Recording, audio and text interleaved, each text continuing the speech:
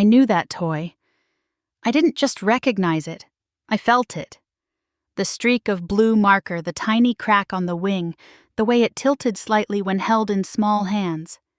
It wasn't just a toy. It was his, Logan's, the one he never left the house without. And now, 6 months after he vanished without a trace, it was sitting inside a gift box under my mother's Christmas tree, wrapped in shiny paper tagged with my niece's name. I told myself there had to be a mistake, but deep down I already knew who had the answers. I just didn't know what it would cost to hear the truth. I used to think the worst part of Christmas was the noise, the fake laughter, the too loud greetings, the relentless clatter of wrapping paper and forced cheer echoing through my mother's house. But that year it wasn't the chaos or the dry turkey that broke me. It was a single silent moment, a look, a whisper, a toy. We were at my mother's, as always. Same old house, same creaky floorboards, same smell of cinnamon-scented potpourri that never quite covered the tension. The living room was packed. Siblings, cousins, uncles, the usual flurry of presents under the tree. And the expectations. Always the expectations. Smile, be nice, don't bring up the past, play along. Lily sat cross-legged on the floor, surrounded by a little mountain of gifts. She was 8 that year. Old enough to notice sadness, too young to name it. I hadn't seen her truly light up in months. But there she was, giggling, saying thank you after every unwrapped gift, hugging stuffed animals and dolls like each one was magic. For a few minutes I let myself believe we were okay, that maybe we could fake our way through one more holiday. I watched her from across the room, my coffee cooling in my hands. Ryan was in the kitchen, politely chatting with my brother-in-law, probably wishing we were anywhere else. But I felt something that almost resembled peace, until I didn't. Lily picked up a medium-sized box wrapped in shiny red foil. She tilted her head, smiled softly, and began peeling the tape, methodical as always. She never tore paper like the other kids. She unwrapped gifts like she wanted to remember them forever. She lifted the lid, and everything changed. Her shoulders tensed. Her smile vanished. Her fingers went still on the edge of the box. I saw it immediately, that flicker in her eyes, the sudden fear like something ancient had awakened in her chest. She looked up straight at me. Her face had gone pale. I set my cup down. Or maybe I dropped it. I don't remember. Lily stood slowly, her movements deliberate, careful, like she was holding something fragile or dangerous. She clutched the box to her chest and walked across the room toward me, silent except for the soft shuffle of her socks on the carpet. She reached my side and took my hand. Her voice was barely a whisper. "Mommy, I'm scared." I crouched down, brushing a hair behind her ear. "What is it, baby?" "Just look," she said. "Don't say it out loud." She tilted the box toward me. At first, I didn't understand. It was a toy, harmless, plastic, colorful. I blinked. My mind raced, trying to place it. Then I saw it, the blue streak across the wing, the scratch near the tail, a tiny chip on the base that looked like a bite mark. Logan had chewed on everything when he was 3. It was his. The room began to hum. Not from the people. I couldn't hear them anymore. My pulse was louder than the laughter. I could taste copper in my mouth. My hands began to shake. Lily was still watching me, waiting for me to say something, to do something. I smiled. I had to. Someone nearby asked if we were okay. "She's not feeling well," I said, my voice steady in the way only mothers know how to fake. "We're going to get some air." I took the box from her hands and walked toward the door, her fingers clutching mine tightly. I didn't look back. I didn't answer anyone. My legs were moving before my mind had caught up. We made it to the car. Lily climbed into the back seat and curled up with her knees tucked against her chest. I sat in the passenger seat, the box still in my lap, as if it might vanish if I stared long enough. My fingers felt frozen, but my chest burned. The toy was light, but it might as well have been made of stone, because now everything was different. I looked at Lily in the rearview mirror. Her eyes were wide, confused, scared. I didn't wait. I pulled out my phone with shaking hands and called the police. I gave them our location. I didn't explain everything. How could I? I just said it was urgent. That there was a connection to a missing child. That I had evidence. They said they were on their way. I hung up and looked back at Lily again. Her small body trembled, but she didn't cry. She just stared at the box, then at me. "Is it his?" she asked. I nodded. She didn't ask how. Neither did I. Because in that moment, I knew one thing for certain. Something unthinkable had happened. And we had just opened the first crack in a truth I wasn't sure I was ready to face. But I had to. For her. For Ryan. For me. For Logan. The last thing I remember before the world shifted was the weight of that toy in my lap. But before I could begin to process what it meant, what it could mean, I found myself drifting into memory, pulled backward like a tide. Sitting in that car with Lily silent in the back seat and the box between us, I couldn't stop thinking about how we got here. And like so many things in my life, it started with Addison. Addison was always the one with the loud laugh, the mess behind her, and the excuse ready. She had this shine to her when we were kids. People called it charm. I called it danger. From the time we were little, she was the firework and I was the flashlight. She lit up rooms, caused sparks, drew all the attention. I was the one left behind to clean the ashes. I was the good daughter. The one who didn't fight back when Mom gave Addison the benefit of the doubt again and again. The one who got straight A's, remembered to write thank you cards, and never came home after curfew. The one who never needed anything until it was too late. Our family holidays were always a production. My mother loved appearances. Our Christmases looked perfect in pictures. Stockings hung just right. Sugar cookies dusted with red and green sprinkles, matching pajamas for the kids. But underneath all that, it was cold. Performed. We smiled like we were on stage. We wrapped gifts like peace offerings. And we all knew to never bring up the things that really mattered. There was one tradition that always drove me crazy. Every adult gave every child a gift.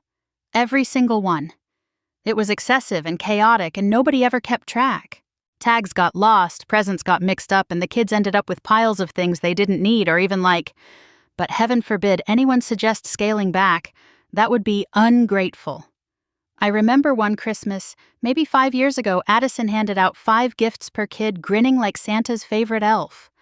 My daughter Lily had just turned 3, and she was overwhelmed. Meanwhile, Addison's daughter Zoe strutted around, showing off her new gadgets and glittery accessories like she was the guest of honor. No one questioned where Addison had gotten the money. They never did. Because she had 3 kids. Because she was trying. Because Mom always said she's doing her best. But I knew better. I saw the Venmo requests at 2 a.m. Hey, can you spot me $60 for groceries? Kids are eating cereal for dinner again. Or, can you help me cover rent this month? I'll pay you back after payday. Always followed by, I hate asking, but you're the only one who understands. And I did. I really did. I sent the money. Again and again. Telling myself I was helping the kids, telling myself Addison just needed time to get her feet under her. Until one night I saw her tagged in a photo on Instagram. She was at a spa. Robe cucumbers on her eyes, champagne in hand. The caption said, Self-Care Day. I stared at that image for a long time. The next morning another request came in. Can you help me cover Zoe's new winter coat? She's freezing. I didn't answer. Not right away. Instead, I started watching, not just the social media, but the patterns. Addison's texts always came after 10 p.m., often with a note of urgency, always with guilt built in. I hate being this person. I swear this is the last time. You're the only one who hasn't turned your back on me. And I realized that's what she was counting on. I sent her a message that afternoon. Short. Direct. I can't keep helping you. I have my own family. I'm not a bank. She didn't reply for a while. Then she sent a thumbs up. That was it.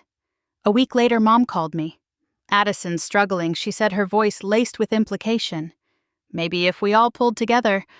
I laughed. For the first time in years, I laughed out loud. "Mom," I said, "I've pulled more than my share." Of course she didn't like that. She said I'd become cold, that I didn't understand how hard it was for Addison, but I did. I understood too well. You can't save someone who keeps lighting fires in your house and handing you the extinguisher. So I stepped back. I stopped replying to the midnight requests. I stopped pretending everything was fine when it wasn't. I stopped enabling. But somewhere in me, I think I also stopped hoping, stopped believing that Addison could change, that our family could. I built a wall. For my own protection, for Lily, for Ryan, for Logan. And now sitting in the car with that toy on my lap? Logan's toy, his mark still on it. I realized how far things had gone, how the lines between guilt and loyalty had blurred so badly I couldn't see where they began anymore. Addison had always crossed boundaries. I just never thought she'd cross this one. The first time I saw Ryan, he was kneeling in the cereal aisle holding a giggling baby boy on his hip and trying to read the back of a Cheerios box at the same time. I had stopped for milk and frozen waffles, but what caught my eye was the calm way he balanced everything. His son's squirming the list in his hand, the quiet exhaustion behind his smile. I didn't know it then, but that moment would change everything. We met properly a few weeks later through a mutual friend at a cookout. Logan had just turned 1. Ryan brought him along in a little carrier strapped across his chest. The straps were too tight. The baby's hat was crooked, and Ryan looked like a man doing his best in a world that expected too much and gave too little in return. I remember Logan reaching for my necklace with his chubby fingers. His whole face lit up like I was the most fascinating thing in the world. I let him tug at it, made faces, played peekaboo. Ryan watched grateful and nervous all at once. "He likes you," he said. "I like him too," I replied, and I meant it. Ryan's ex had left when Logan was 10 months old. No long court battle, no drawn-out drama. She signed the papers, packed a bag, and disappeared. There was no warning. One day Ryan had a partner. The next he had a baby, and no idea how to raise him alone. We started seeing each other more after that. Coffee turned into lunch. Lunch turned into afternoons at the park with Logan toddling between us. I didn't push. I didn't try to take over. I just showed up, brought snacks, changed diapers when needed, picked up pacifiers, held Logan when he cried. I loved him fast, but not recklessly. I let it happen the way real love does. Slow and certain, like light filling a room through drawn curtains. By the time Logan was 18 months, he was calling me Mama. At first I corrected him, gently. "I'm Claire's sweetheart." He looked at me puzzled, said Mama again. Ryan and I talked about it that night. He was worried, thought maybe it was too soon, maybe we were messing something up, but I looked at him and said, "He knows who shows up. That's what matters." We didn't correct him again. We built something, the three of us. Not perfect and not flashy, but solid. Sunday pancakes in pajamas, bath time bubbles and soggy storybooks, sick days and spilled milk and dance parties in the kitchen. It was never about biology. It was about presence, about promise, about showing up when it counted. When Lily was born, Logan was almost 4. I was terrified of the change of what it would mean for him, of whether I could love another child the way I loved him. But when we brought Lily home from the hospital, it was Logan who surprised me. He tiptoed into her room with wide eyes, peeked into the bassinet and whispered, "She's really small." "Yes," I said. "She's your sister." He nodded, serious. "Okay." He never asked what half-sister meant. To him there were no halves, only wholeness. He was always by her side, helped with bottles, sang lullabies, sat beside her crib and told her stories from books he couldn't read yet. As they grew, they became a team. Loud, messy, inseparable. When she scraped her knee, he was the one who ran to get a Band-Aid. When he had nightmares, she climbed into his bed without a word. They bickered, of course. Shared too much, sometimes too little. But their bond was unshakable. And us.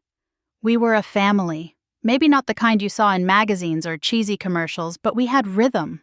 Love, trust. Ryan worked hard and I held the pieces together. We weren't rich. We weren't flashy. But we were good. We had it all. Or so I thought.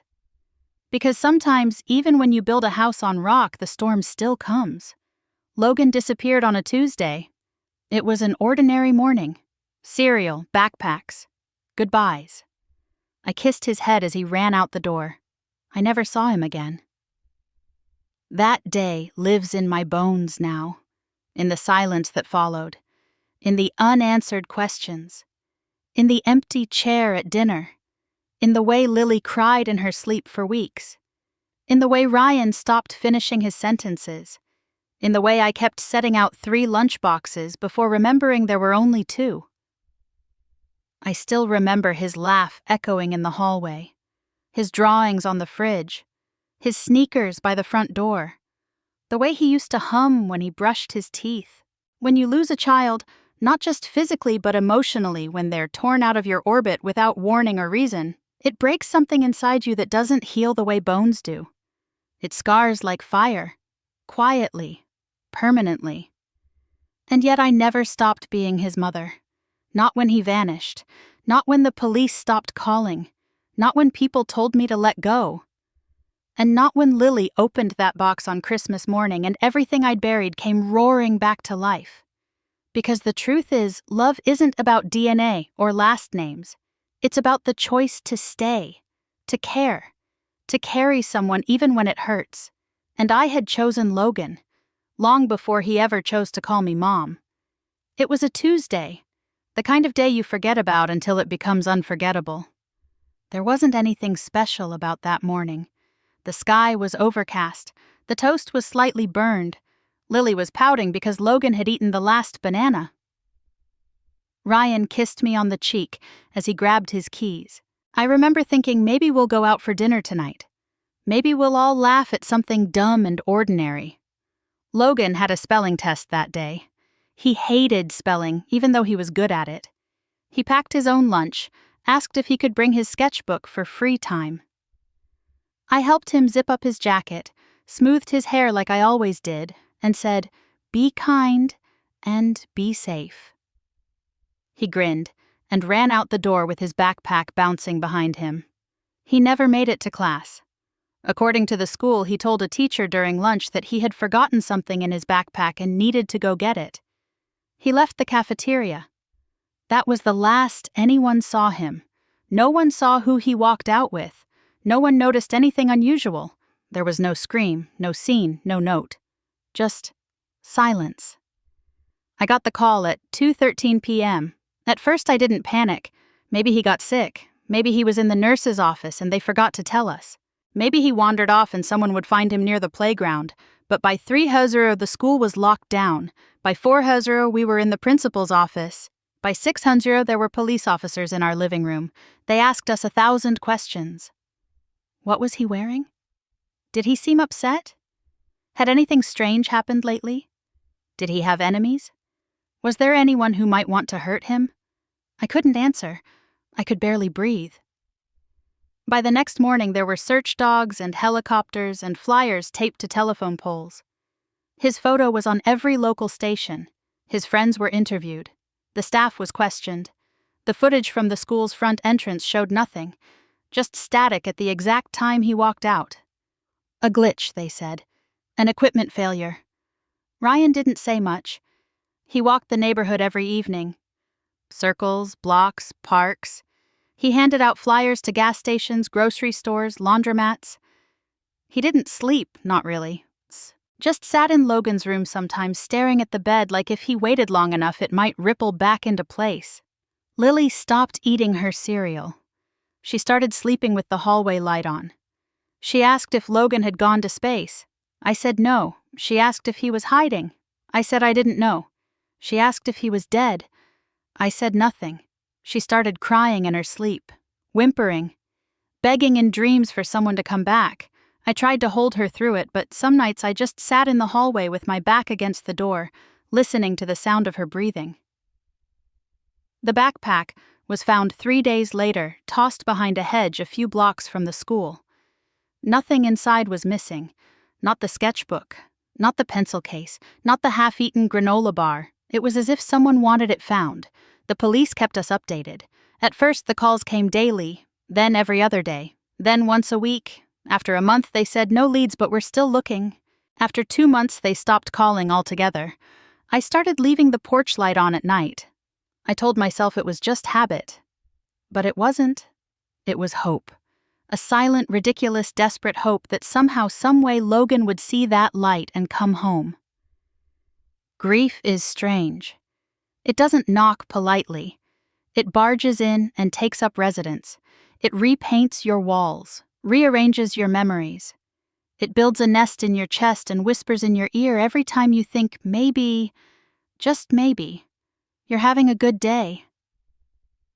Ryan and I stopped talking about it. We didn't fight. We didn't cry together. We just moved through the days like shadows of ourselves. We made lunches for Lily. We helped with homework. We bought groceries and paid bills and said I love you out of habit, like brushing teeth or turning off the lights. But everything felt hollow. Even our smiles sounded like echoes. The holidays were the worst. Thanksgiving passed in a blur. We said grace with a seat left empty.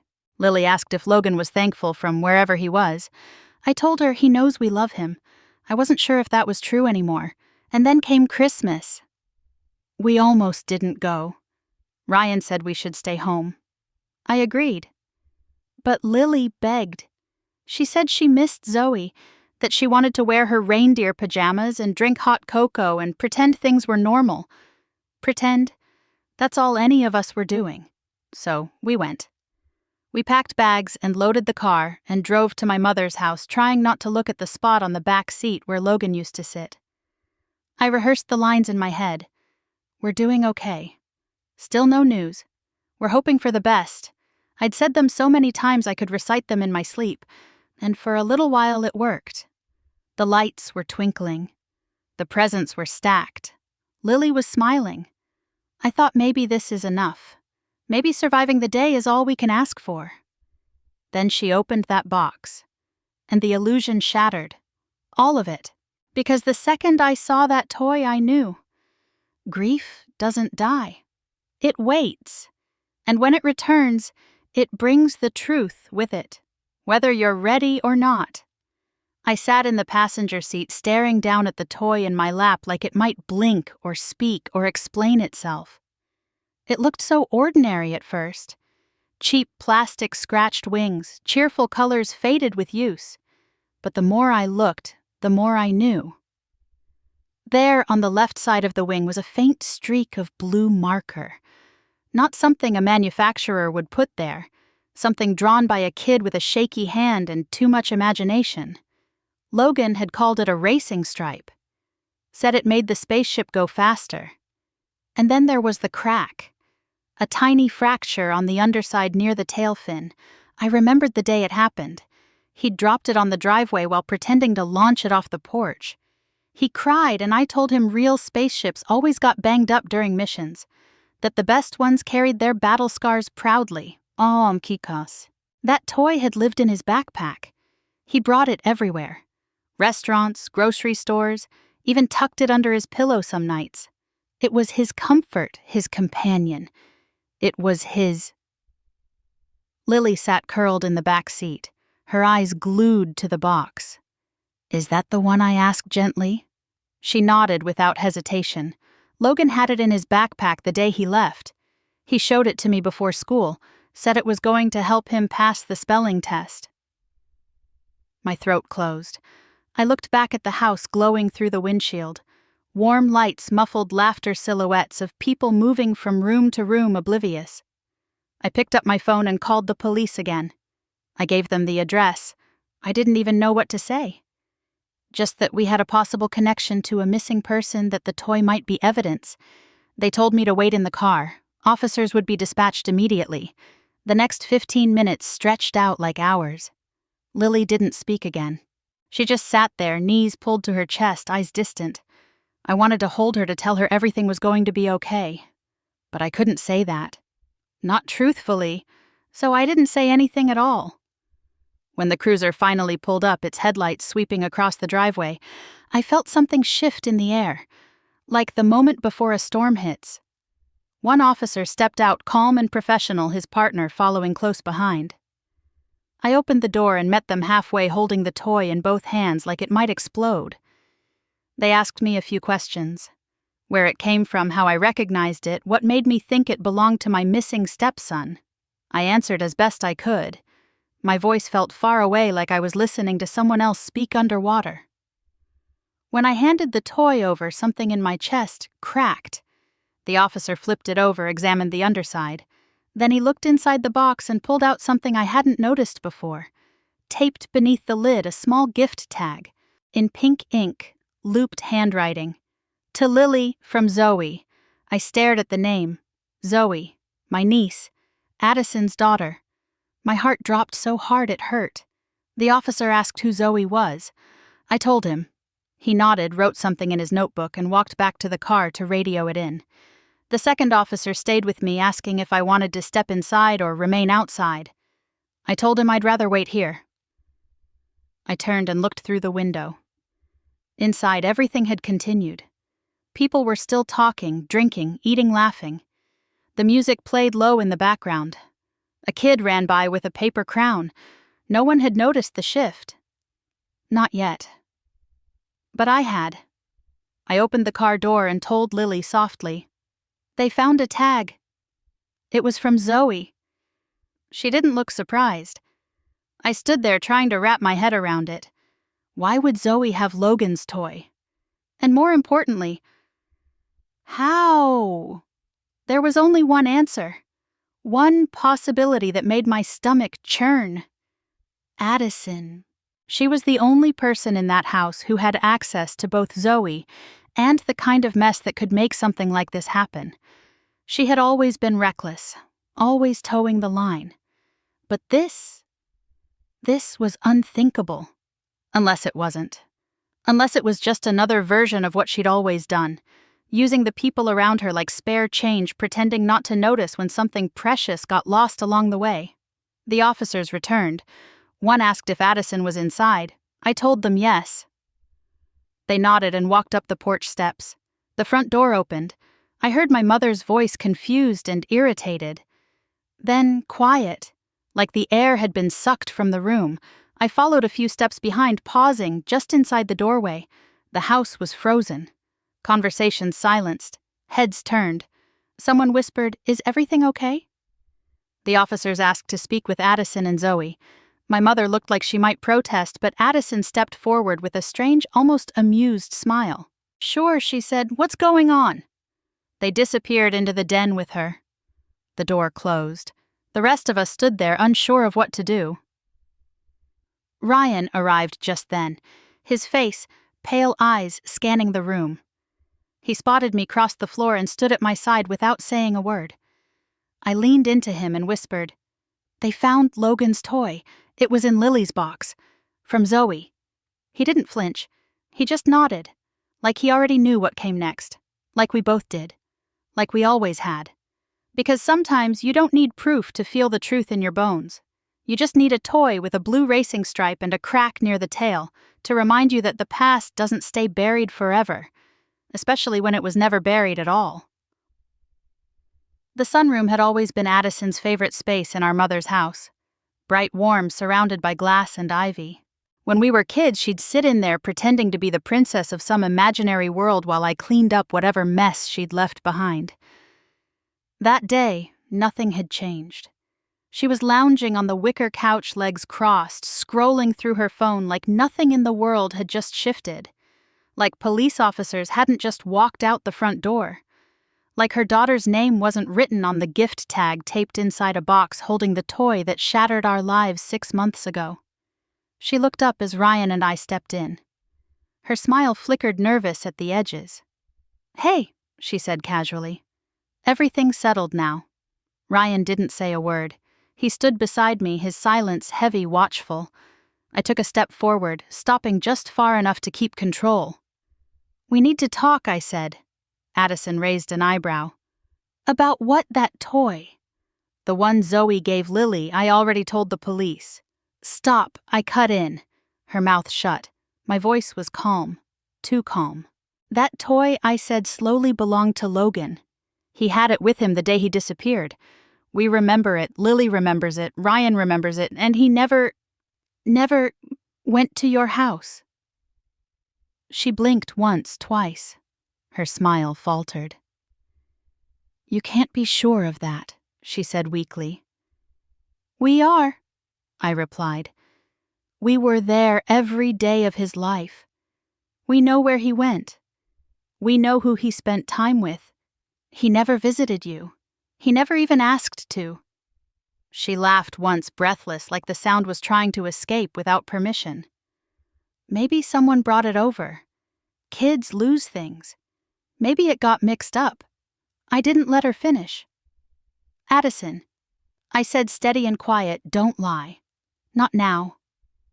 She opened her mouth again, but nothing came out. Ryan finally spoke. His voice was low and sharp. How did his toy end up in your house? Silence. I saw it in her face before she said anything. The moment she realized there was no version of this where she walked away clean. No excuse that would hold. No lie clever enough to erase what she'd done. She looked down at her lap, then up at the windows. Anywhere but at us. I didn't mean for it to happen this way, she said finally. I didn't move. She exhaled, long and shaky. Her voice broke a little as she continued. Camilla called me, Logan's mom, months ago. She said she just wanted to see him, to talk to him. She missed him so much. My stomach turned to stone. She offered me money. Addison added quickly. I didn't ask for it. She offered. I was behind on bills. You had stopped helping. I was out of options. Ryan's hands clenched at his sides. I could feel the heat of his anger, but he stayed still. She said it would be one visit. 1 hour, Addison said. She promised she'd bring him back. I told her what time Logan had lunch. I told her where his class went for recess. That's all I did. I stared at her. That's all you did. My voice was a whisper, flat and cold. She promised she'd bring him back. Addison repeated, like that made it better. I waited. I thought maybe the next day or the next. I tried calling her, but she didn't answer. And I didn't know what to do. I panicked. You let us believe he was dead. I said every word a blade. I didn't mean... She started, but I cut her off. You didn't mean for him to disappear. You didn't mean to destroy us. You didn't mean for Lily to cry every night, or for Ryan to stop speaking, or for me to stop breathing the moment I woke up every morning. Her eyes filled, but she didn't let the tears fall. She was always good at crying, just enough to earn sympathy, but never enough to admit guilt. I thought she'd bring him back, she whispered. You had 6 months, I said. 6 months. And you said nothing. Ryan turned his head, his voice rough. We buried him in our minds every night for 6 months. Addison's shoulders slumped. Please, she whispered. I have 3 kids. I didn't mean for it to go this far.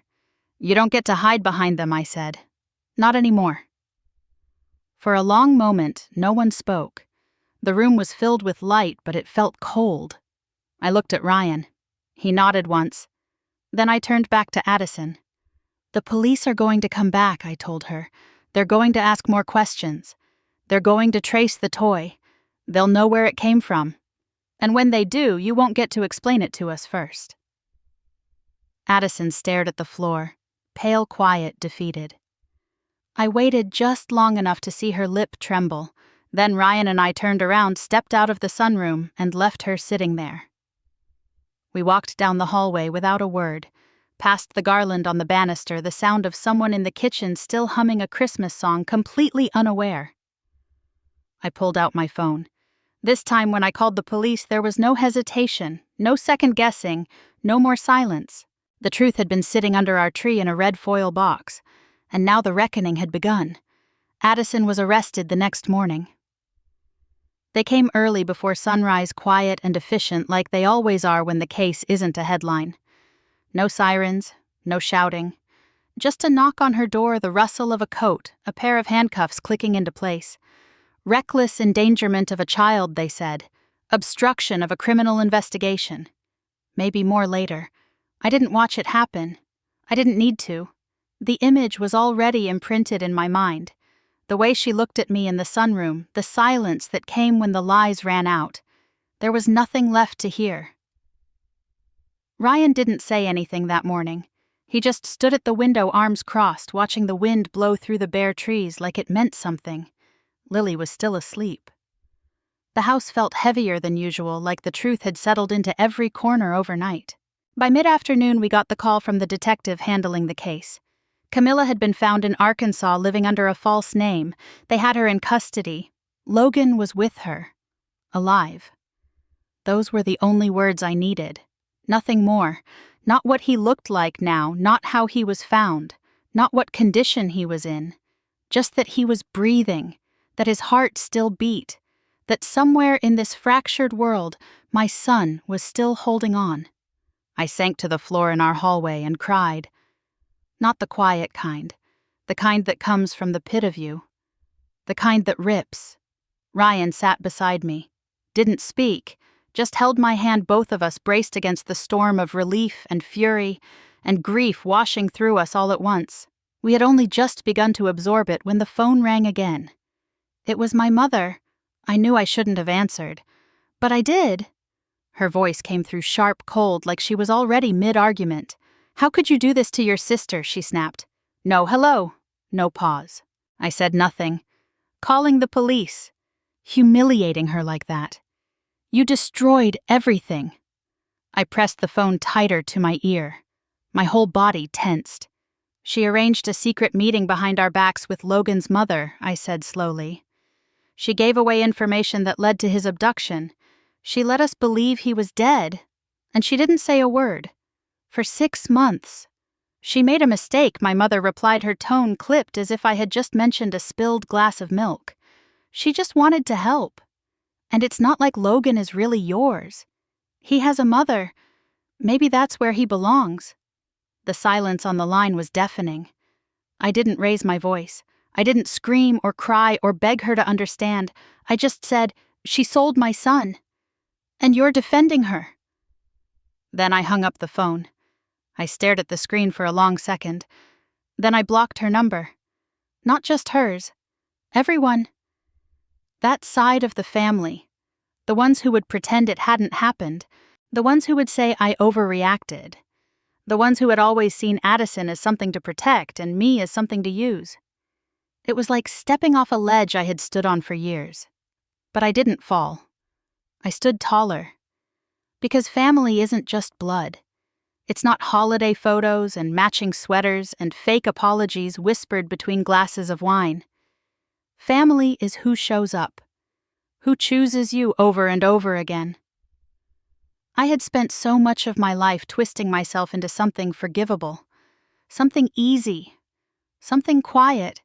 But that version of me didn't survive the day Logan disappeared. The woman who answered the phone call about her missing child, who sat in silence while her daughter trembled in the back seat, who walked into that sunroom and demanded the truth. She wasn't going to explain herself anymore. Addison was gone. Camilla was in custody. Logan was coming home. And Elizabeth. She had picked her side. So I picked mine. I poured myself a cup of coffee that went cold. I sat at the kitchen table and waited. Not for forgiveness, not for closure, just for the next breath, the next minute, the next knock on the door that might mean my son was safe. Ryan paced the hallway, stopping every so often like he was listening for something. Footsteps, maybe? Or the sound of a door opening that had stayed shut for far too long. We didn't decorate that year. We didn't finish the cookies or hang the stockings. Lily didn't ask why. She didn't beg for answers. She just stayed close, drawing pictures of rockets and stars and a family of 4 standing on the moon.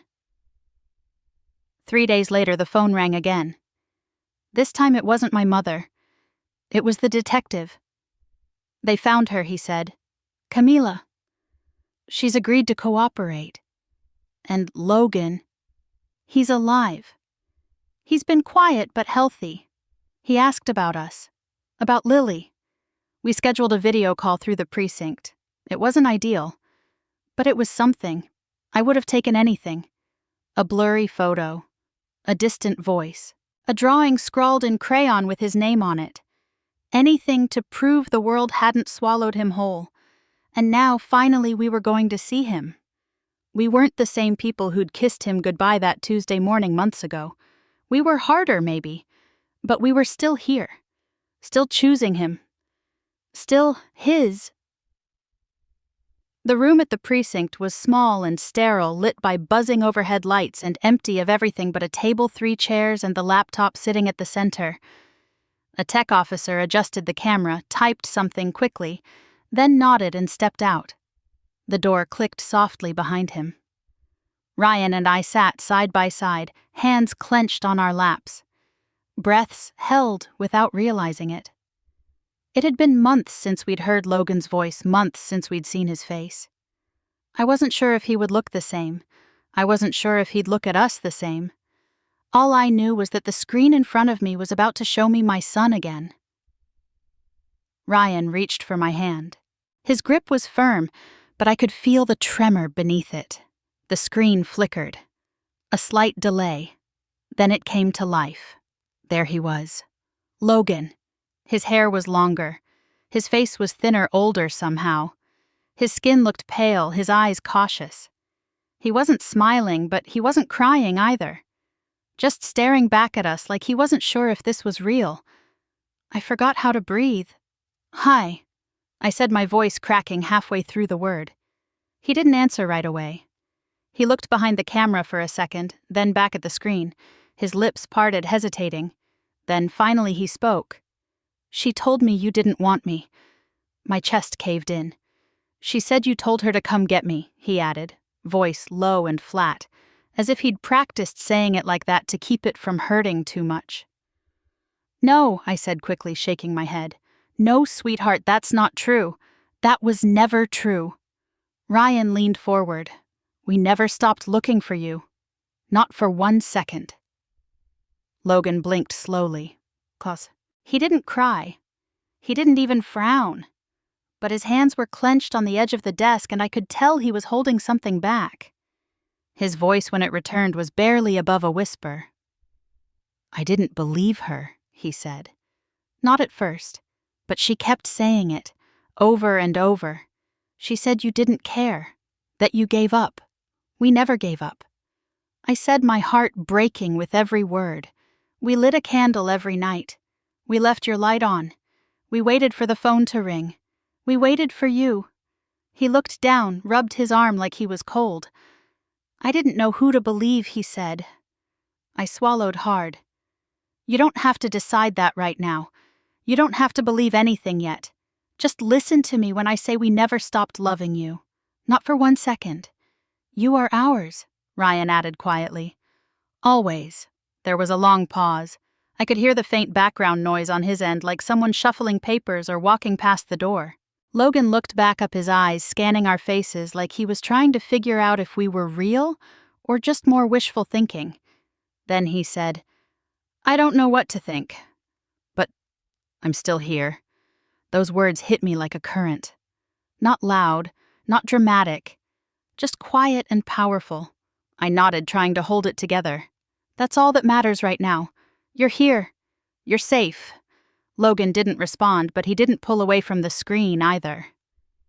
He was staring at us now with something new in his eyes. Maybe not trust, not yet, but something close to recognition. A flicker of the boy we knew buried under layers of confusion and fear. The officer stepped back into the room, nodded gently. "We'll need to wrap up in 2 minutes." Ryan leaned forward.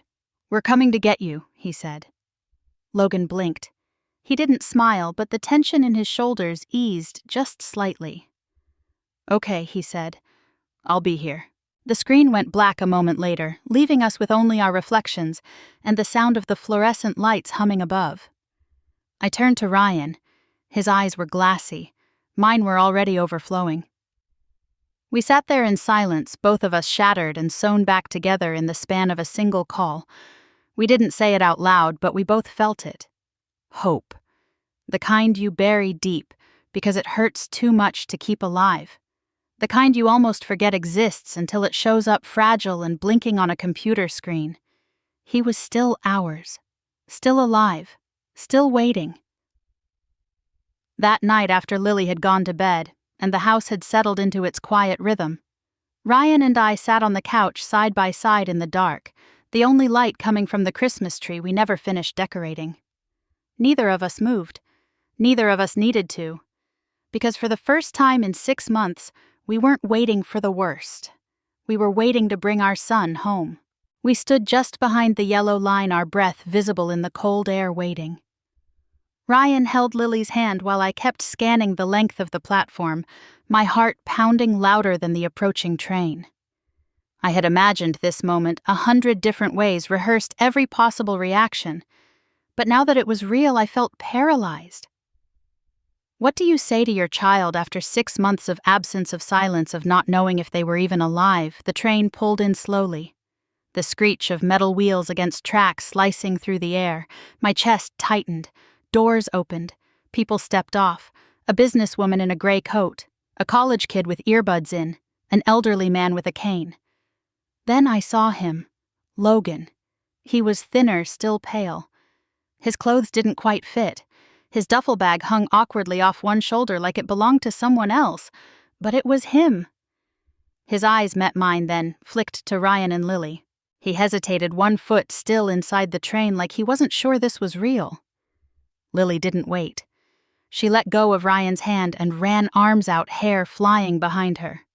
"Logan." He dropped the bag. For a split second, he just stood there.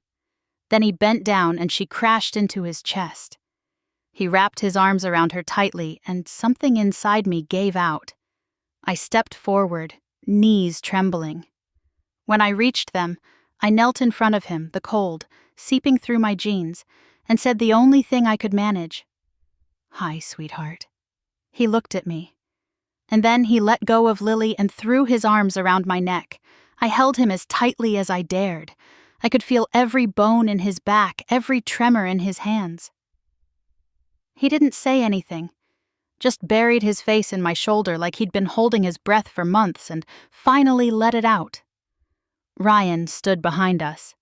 When Logan looked up again, Ryan nodded to him, eyes glassy. Logan nodded back. That was all they needed. We walked to the car slowly. Logan clutched Lily's hand the whole way. She didn't let go once. The ride home was quiet. No one knew what to say. We didn't want to overwhelm him. So we didn't ask questions. We just existed. Together. In the same space. At home, we gave him space. We showed him his room. Unchanged. Everything was still there. His books, his posters. Even the crumpled socks in the corner. We had left it untouched, like we were waiting. He sat on the edge of the bed and looked around for a long time. That night he slept with the lamp on. I checked on him 3 times. The first week he barely spoke. He flinched at loud noises. He locked the bathroom door and didn't like anyone walking behind him. He didn't ask about what came next, didn't mention Camilla, didn't ask why Addison wasn't around. He just existed in small, careful ways. We didn't push. We made sure he knew we were here. That this was his home. That he could take all the time he needed. Some nights he cried in his sleep. Other nights he wandered the hallway, sitting silently in the living room until morning. Ryan started sleeping with the bedroom door open. I started leaving a cup of tea outside his room, just in case. Lily stuck to him like glue. She sat beside him on the couch, even when he didn't talk. She handed him her favorite markers when she colored. She gave him the last piece of toast at breakfast without being asked. She didn't ask for much. She just stayed close. And then one night, about 3 weeks after he came home, I found them on the floor in his room. They were coloring, side by side. No music, no TV, just the soft scratch of crayons on paper. I stood in the doorway unnoticed for a moment. Then Logan looked up. He didn't flinch. He didn't look away. He just said, "Mom." I swallowed hard. Yeah.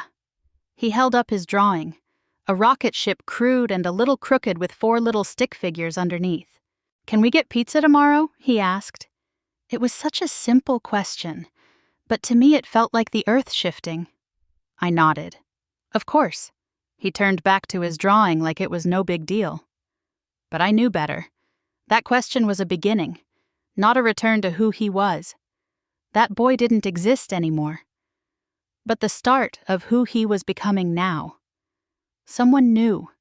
Someone still healing, still figuring it out, and I'd be there for all of it. That night I cried alone in the laundry room.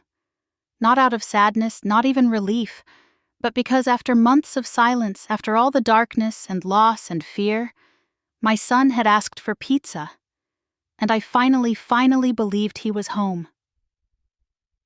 Megan was sentenced to 18 months in county jail. 18 months for helping someone take my son for keeping quiet while we searched for watching me fall apart without saying a word. The judge called it reckless endangerment of a child and obstruction. There was also a permanent order barring her from working with or caring for children ever again. Camilla Logan's biological mother received 4 years in prison. She pleaded guilty to custodial interference and endangering the welfare of a minor. The fraud charges were dropped in exchange for a psychiatric evaluation and a no-contact order. She didn't try to fight it. In court, she said she wasn't trying to hurt him, that she just missed him, that she was trying to fix something she broke. No one clapped. There was no closure in those verdicts, no victory parade, just paperwork and sentences and the slow process of healing in a house that still flinched at the sound of the doorbell. A few weeks after the sentencing, a letter came in the mail. Addison's handwriting on the envelope. I never opened it. I stared at it for a long time, fingers trembling at the edge. I don't know what I expected her to say.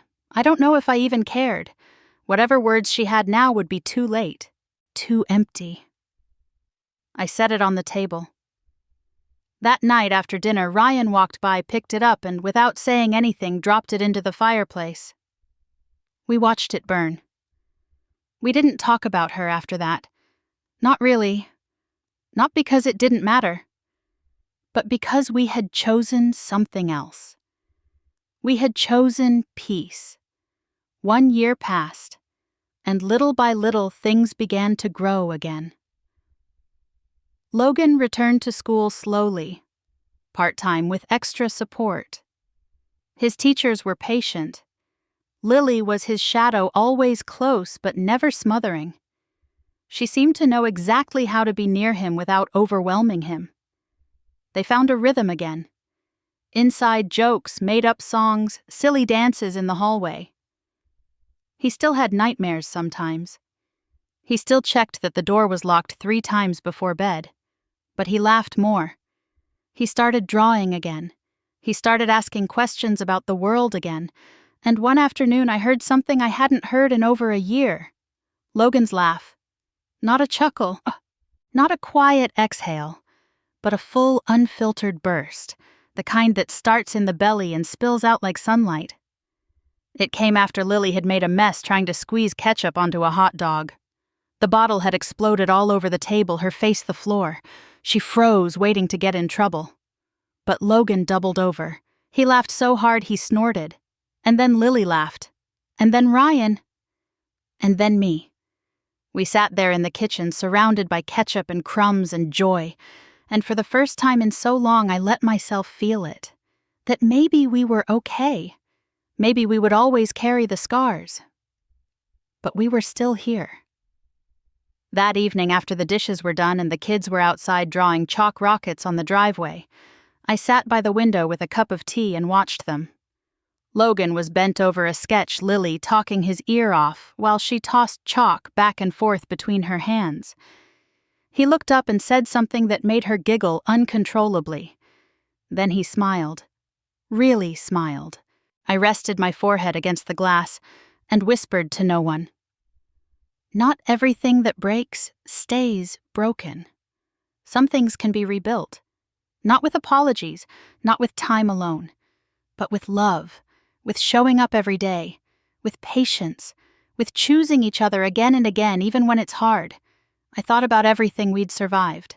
The silence, the betrayal, the fear. The moments where I thought I'd never feel whole again.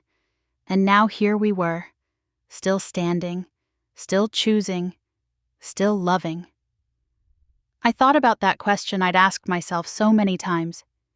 Did I go too far calling the police on my sister, cutting off my mother, turning my back on the family that raised me? But looking at my children, my real family, I knew the answer. There's no such thing as too far when your child is in danger. There's only not far enough, and I would go farther if I had to. I would burn the whole world down if it meant keeping them safe. But tonight I didn't have to. Tonight we were home, and that was enough. If you've ever had to fight for someone you love, if you've ever stood alone not because you wanted to, but because no one else would, then maybe in Claire's story you saw a piece of your own. This wasn't just about betrayal. It was about the strength it takes to choose love over loyalty to the wrong people, to build a real family. Not from blood, but from the ones who stay, protect, and heal with you. What would you have done in Claire's place? Would you have drawn the line, even if it meant losing everything you once called family? Let us know in the comments below. We want to hear your thoughts. If this story moved you, if it made you feel something, don't forget to like the video, subscribe to the channel, and hit the bell icon so you never miss more powerful revenge stories, emotional family dramas, and unforgettable tales of betrayal and resilience. Because sometimes the quietest revenge is rebuilding your life without them.